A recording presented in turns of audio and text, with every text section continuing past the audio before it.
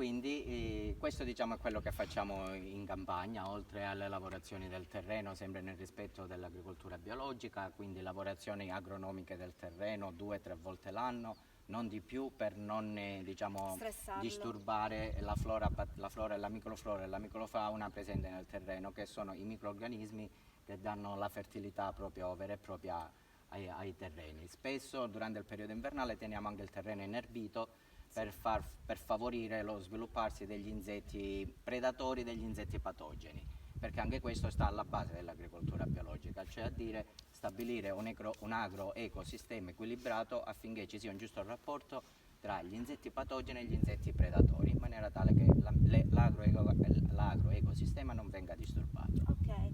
Okay, during the year, for 2 or 3 times in the year, not too much, to doesn't disturb the ecosystem. They put some work, no? Agricultural work, of course, between the trees and on the field. This is just to respect the nature, because the only thing that we have to do in the countryside, not on the oil mill, we have to respect the nature.